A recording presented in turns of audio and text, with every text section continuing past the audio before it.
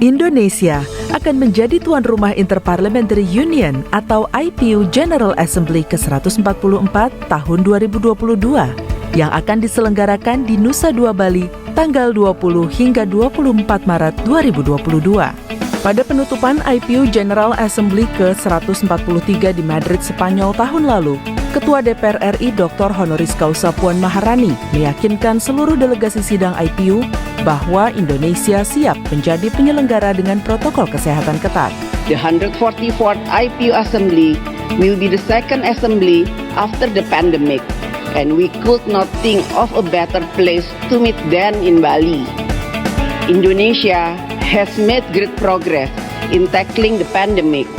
As of now, more than 87% of population in Bali has been fully vaccinated.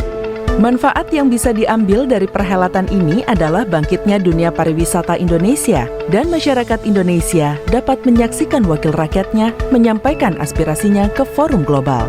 Menyambut baik hal ini karena ini adalah momentum awal, momentum penting untuk pemulihan ekonomi, khususnya ekonomi pariwisata, dan Bali memang hampir sebagian besar, kalau nggak seluruhnya, sangat bergantung kepada sektor pariwisata. IPU General Assembly ke-144 akan mengangkat tema Getting to Zero, Mobilizing Parliament to Act on Climate Change. Memobilisasi parlemen dunia untuk beraksi di dalam persoalan climate change, karena ini menjadi masalah yang semakin hari semakin serius gitu. Sesuai dengan fungsinya antara lain membuat legislasi yang memprotek persoalan lingkungan, persoalan iklim. Mari kita dukung dan sukseskan penyelenggaraan sidang IPU ke-144 di Nusa Dua, Indonesia.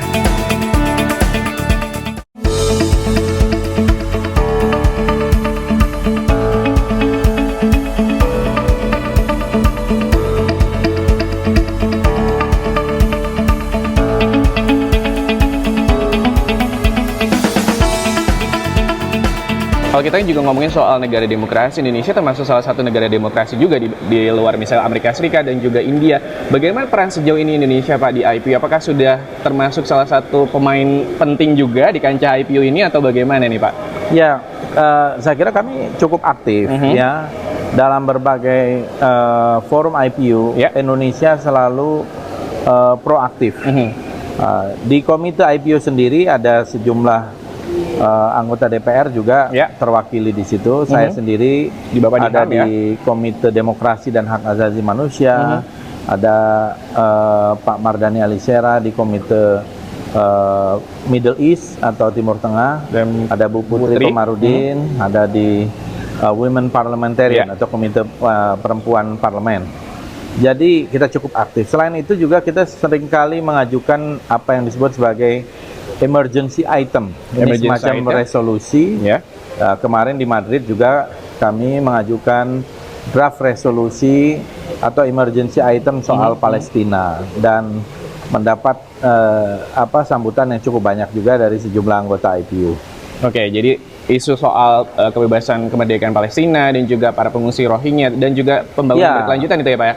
Kita selalu mengangkat hal-hal yang memang misalnya tentang Palestina kan kita tahu sendiri bagaimana Israel melakukan pendudukan di wilayah-wilayah yang secara internasional dan oleh resolusi PBB juga sudah ditekankan bahwa itu adalah wilayah dari Palestina, tapi mereka tetap melakukan pendudukan. Jadi kita harus bersuara.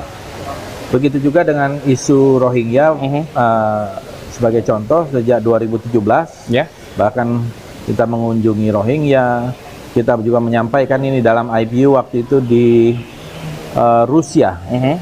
Ya, waktu itu IPU di Saint Petersburg. Kita termasuk yang mengajukan emergency item tentang Rohingya karena ini ada sekitar lebih dari 1 juta pengungsi di perbatasan Cox's Bazar di Bangladesh ketika itu, dan mereka berada dalam kondisi yang sangat memprihatinkan gitu. Juga isu-isu SDGs. Sudah pasti kita negara yang sangat committed kepada SDGs dengan 17 target.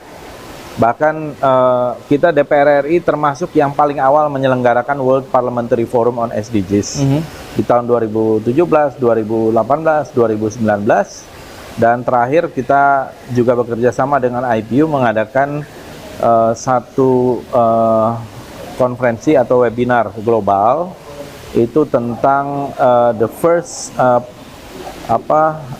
IDGs conference on achieving SDGs. Jadi di dalam melaksanakan SDGs dari sisi parlemen gitu. Oke, jadi ini di Indonesia juga bukan kali pertama ya Pak. Sebelumnya juga ada terkait dengan bagaimana 10 years after Kyoto. Tapi apa nih dari ataupun juga tema dari IPU ke-144 yang akan diselenggarakan di Bali? Pemirsa jangan kemana-mana.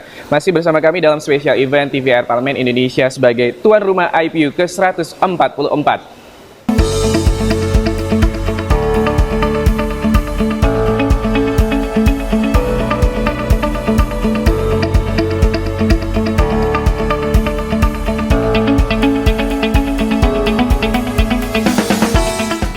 Kembali lagi bersama saya Suki Abdul dalam special event TVR Parlemen Indonesia sebagai tuan rumah IPU ke-144. Bersama dengan saya masih Pak Fadlizon, Ketua BKSAP DPR RI.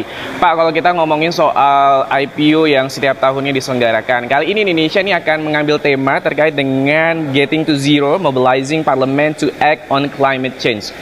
Apa sebenarnya makna di balik tema kita di 144 IPU ini Pak di tahun ini?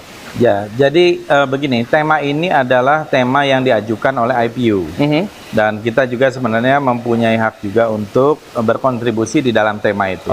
Tapi pada intinya temanya memang tentang perubahan iklim, tentang climate change dengan satu narasi Getting to Zero, Mobilizing Parliament to Act on Climate Change. Jadi bagaimana memobilisasi peran parlemen ya di dalam soal climate change. Saya kira ini sangat penting karena terkait juga dengan beberapa hasil dari konferensi-konferensi sebelumnya, misalnya di Glasgow. Kita tahu di Glasgow pada bulan November kemarin juga ada COP26. Nah, itu juga tentang climate change ya. Dan sebelumnya juga kami mengikuti pre-COP26 di Roma pada bulan Oktober. Jadi kita Indonesia mempunyai satu komitmen juga kepada pembangunan berkelanjutan, pembangunan ekonomi yang hijau gitu ya, green economy, dengan harapan juga green growth, mereduksi emisi gas rumah kaca tahun 2060, kita harapkan sesuai dengan standar internasional yaitu di 2050 ya. Jadi kita mendorong pada pemerintah, pada parlemen dan sebenarnya semua stakeholder bahwa kita nih harus menuju kepada green economy. Dan baru-baru ini juga BKSAP meluncurkan buku tentang white paper on green economy di Bali sebagai hasil dari kajian beberapa kali webinar. Dan kita berharap ini bisa menjadi masukan input terutama bagi semua pihak yang mempunyai concern dan memang mempunyai kewajiban untuk mewujudkan green economy di Indonesia. Ya, kalau misalnya ngomongin soal isu climate change, ini juga bukan hanya Indonesia dibahas di IPU ya Pak, tapi juga Indonesia secara komprehensif dan juga secara berkelanjutan juga membahasnya dalam rancangan undang-undang yang akan dibahas oleh DPR RI terkait dengan EBT seperti itu. Sejauh ini Pak, bagaimana penerapannya misalnya isu-isu ataupun juga anggaran-anggaran yang ada terkait dengan climate change ini nantinya juga akan menjadi pembahasan di isu IPU ini Pak? Ya, tentu soal energi terbarukan, soal cukup banyak ya beberapa undang-undang yang mungkin perlu kita revisi atau adaptasi terhadap perkembangan situasi global dan komitmen-komitmen global, baik itu di COP ya, nanti tahun ini ada COP27. Nah, kita berharap dengan adanya perkembangan-perkembangan itu kita bisa melakukan adaptasi terhadap legislasi kita juga, dan juga misalnya tergambar di dalam postur anggaran kita di dalam APBN menuju ke arah green economy dan juga masalah climate change dan sebagainya. Jadi menurut saya kesadaran terhadap global warming, climate change dan sebagainya harus menjadi kesadaran semua pihak, semua orang. Nah, yang sekarang ini justru generasi muda, generasi Z yang lebih paham ya, dan mereka mempunyai concern karena ini menyangkut masa depan mereka. Jadi ini harus menjadi semacam green lifestyle gitu ya. Jadi ini menjadi concern juga dalam nanti IPU ke-144 terkait dengan bagaimana tema kita juga kali ini. Kalau misalnya kita juga melihat nih pemirsa data dari WHO pada tahun 2030 hingga 2050 ini bahwa perubahan iklim bisa mengakibatkan 250.000 orang meninggal dunia. Jadi ini nanti adalah isu yang paling penting juga yang akan dibahas di IPU ke-144, Pak. Kalau kita ngomongin soal dampak, ini ngomongin soal juga uang yang akan digelontorkan para peserta yang akan hadir. Nah, ini apa yang akan bisa dirasakan oleh masyarakat, khususnya di masyarakat Bali dengan hadirnya IPU di Nusa Dua nanti, Pak? Tentu di tengah pandemi COVID kita sama-sama tahu terjadi pelambatan, termasuk pelambatan ekonomi. Kita berharap IPU ini menjadi semacam tanda juga sinyal, terutama karena diselenggarakan di Bali, bangkitnya kembali misalnya pariwisata di Bali. Dan kita juga kemarin bertemu dengan gubernur, kita berharap juga nanti UMKM di Bali akan tergerak dan mereka juga akan kita bawa ke tempat di mana ada pengrajin-pengrajin ekonomi kreatif, selain juga tempat-tempat yang saya kira relevan ya dengan tema kampanye, apalagi Bali kan ada pertanian subak dan ada berbagai pariwisata hijau gitu ya, yang sangat erat kaitannya dengan tema dari IPU di Bali ini. Jadi pasti ini akan menggerakkan ya, kalau misalnya tidak ada halangan, tidak ada aral melintang, bisa menghadirkan 1.000 atau 1.200 orang di Bali, tentu secara ekonomi bisa ikut menggerakkan. Apalagi ini yang datang ini banyak dari anggota parlemen, ketua-ketua parlemen. Ini juga memberi semacam tadi sinyal kepada negara di dunia, negara-negara di dunia bahwa Bali sudah makin terbuka. Baru saja juga kami bertemu dengan Menko Maritim dan Investasi, juga kami menyampaikan concern tentang hal ini. Kita berharap segera ada pembukaan pesawat internasional airline ke Bali. Itu akan memudahkan di dalam penyelenggaraan. Isunya apakah ada titik terang, Pak, terkait dengan penerbangan internasional itu untuk akhirnya juga bisa yang saya dengar dari Menko Maritim dan Investasi Pak Luhut, ya direncanakan untuk encourage, mendorong airline internasional untuk segera ke Bali. Kalau dari pihak gubernur, saya dengar dari gubernur sangat terbuka sekali, karena tentu masyarakat Bali juga berharap kembali turis-turis dari mancanegara yang datang ke Bali ini menghidupkan ekonomi. Bali cukup terpukul ya di masa pandemi ini karena sangat bergantung pada sektor pariwisata. Sementara sektor pariwisata adalah sektor yang paling mungkin terkena dampak yang paling parah dari pandemi COVID ini. Jadi salah satu alasan kenapa akhirnya Nusa Dua Bali dipilih sebagai tuan rumah IPU ke-144, kita ketahui sebagai Bali salah satu ikon pariwisata Indonesia. Ini bagaimana akhirnya DPR RI pastinya juga untuk bekerjasama bagaimana membangkitkan sektor pariwisata ya itu tentu sendiri, selain memang Bali adalah tempat yang representatif untuk menyelenggarakan konferensi yang besar di level internasional gitu ya, dan juga memudahkan orang untuk datang, ibaratnya daya panggilnya itu sangat tinggi gitu ya. Itu. Jadi nanti bisa sekalian rapat-rapat membahas isu climate change, juga bisa sambil berwisata ya, Pak? Ya mungkin setelah agenda-agenda utama itu selesai, ya kita harapkan mereka stay lebih lama gitu. Akan juga menghabiskan waktu, uang, dan juga ini yang akan lebih lama dan juga pasti nanti bermanfaat bagi masyarakat di wilayah Bali. Tapi seperti apa nih kalau misalnya kita ngomongin soal IPU yang ke-144 ini akan terselenggara, adalah IPU yang kedua kalinya selama pandemi COVID-19. Bagaimana persiapan dari DPR RI? Pastikan Anda tetap bersama kami.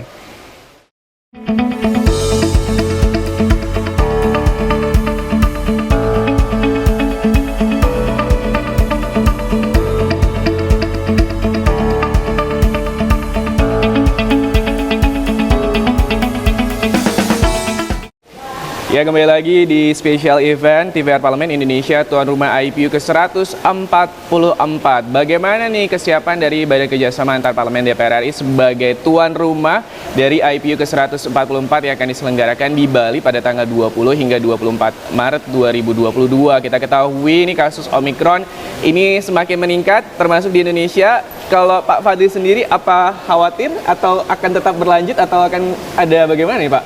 Ya tentu kita harus selalu optimis ya dalam menghadapi berbagai macam tantangan, termasuk perkembangan COVID-19 Omicron ini terutama.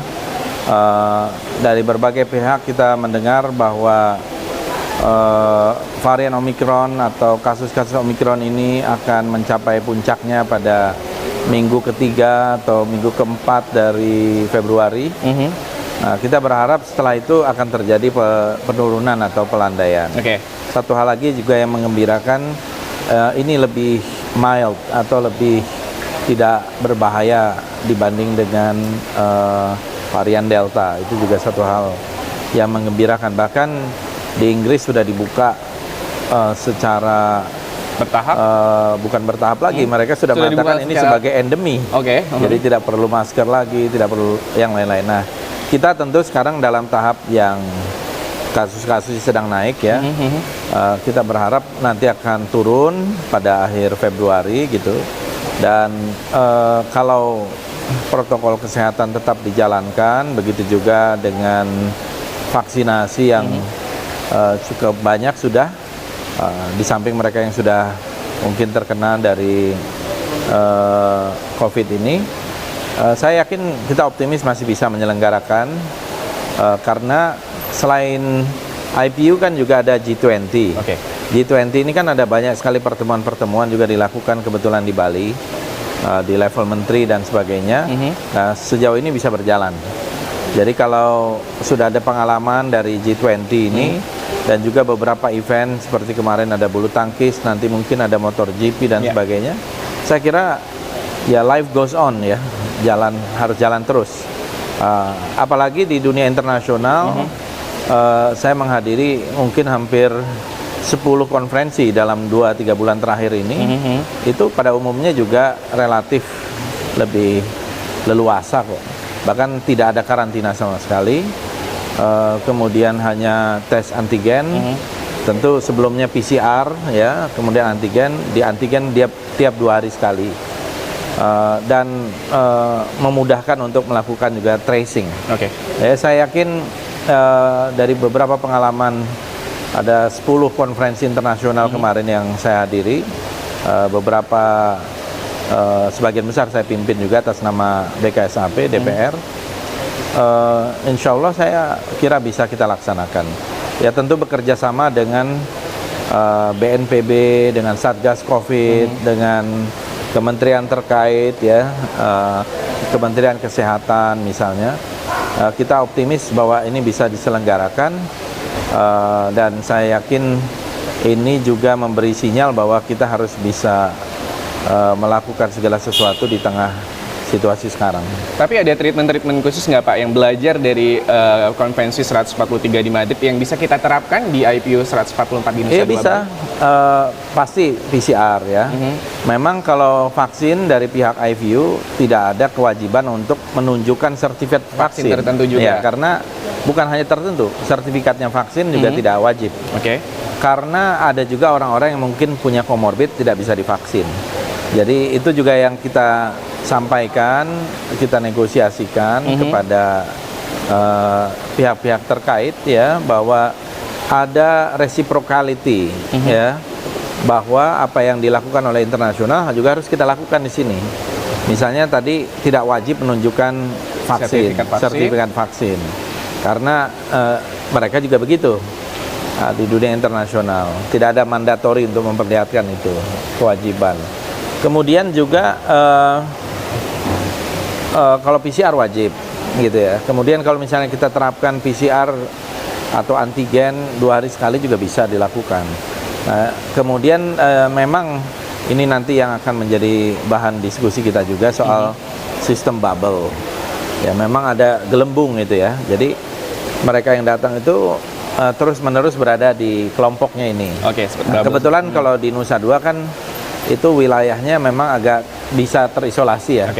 Nah, mudah-mudahan itu juga bisa menjadi bagian dari jalan keluar nanti. Apakah atau memang kalau mereka sudah negatif PCR-nya dan di PCR lagi negatif, ya bisa. Ini bagian yang sedang kita diskusikan dengan institusi terkait. Oke, jadi protokol kesehatan tetap dipastikan ini akan dilaksanakan ya di IPU ke-144. Pasti. Dan juga ini live goes on, Pak Fadli optimis ini akan terselenggara dengan sesuai dengan jadwal, dan juga kita butuh dukungan ya, bukan hanya pastinya dari masyarakat, dan juga tadi kita tunggu juga informasinya ya Pak dari Kementerian Maritim dan juga Investasi terkait dengan bagaimana nantinya dibuka penerbangan internasional di Bali. Mungkin Pak Fadli ada yang mau disampaikan buat masyarakat secara di Indonesia terkait bagaimana nih dukungan dan juga kesuksesan dari IPU ke-144 di Nusa Dua Bali?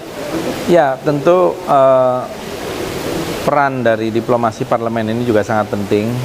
BKSAP selama ini juga menjalankan terutama ujung tombak dari diplomasi parlemen DPR RI, dan kita berharap melalui IPU ini semakin banyak negara yang mengenal Indonesia dan membuka semakin banyak juga peluang mungkin kerjasama pasca pandemi nanti, dan juga menghidupkan dan mengenalkan berbagai tempat atau potensi-potensi lain di Indonesia yang bisa menjadi devisa nantinya bagi kita ya ke depan ya. Pokoknya yang kita lakukan ini adalah untuk kepentingan nasional.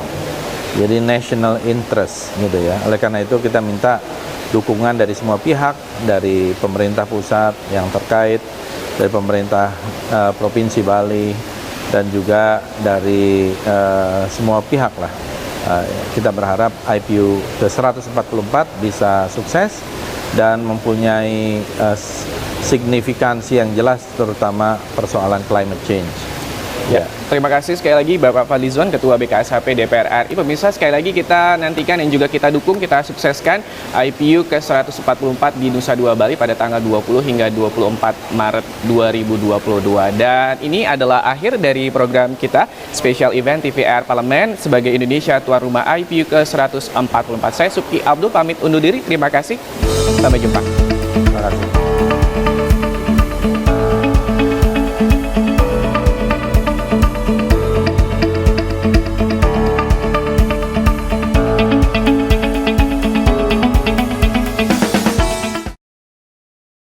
Indonesia akan menjadi tuan rumah Interparliamentary Union atau IPU General Assembly ke-144 tahun 2022 yang akan diselenggarakan di Nusa Dua Bali tanggal 20 hingga 24 Maret 2022. Pada penutupan IPU General Assembly ke-143 di Madrid, Spanyol tahun lalu, Ketua DPR RI Dr. Honoris Causa Puan Maharani meyakinkan seluruh delegasi sidang IPU bahwa Indonesia siap menjadi penyelenggara dengan protokol kesehatan ketat. The 144th IPU Assembly will be the second assembly after the pandemic, and we could not think of a better place to meet than in Bali. Indonesia has made great progress in tackling the pandemic. As of now, more than 87% of population in Bali has been fully vaccinated. Manfaat yang bisa diambil dari perhelatan ini adalah bangkitnya dunia pariwisata Indonesia, dan masyarakat Indonesia dapat menyaksikan wakil rakyatnya menyampaikan aspirasinya ke forum global. Menyambut baik hal ini karena ini adalah momentum awal, momentum penting untuk pemulihan ekonomi, khususnya ekonomi pariwisata, dan Bali memang hampir sebagian besar, kalau nggak seluruhnya, sangat bergantung kepada sektor pariwisata. IPU General Assembly ke-144 akan mengangkat tema Getting to Zero, Mobilizing Parliament to Act on Climate Change. Memobilisasi parlemen dunia untuk beraksi di dalam persoalan climate change, karena ini menjadi masalah yang semakin hari semakin serius gitu. Sesuai dengan fungsinya antara lain membuat legislasi yang memprotek persoalan lingkungan, persoalan iklim. Mari kita dukung dan sukseskan penyelenggaraan sidang IPU ke-144 di Nusa Dua, Indonesia.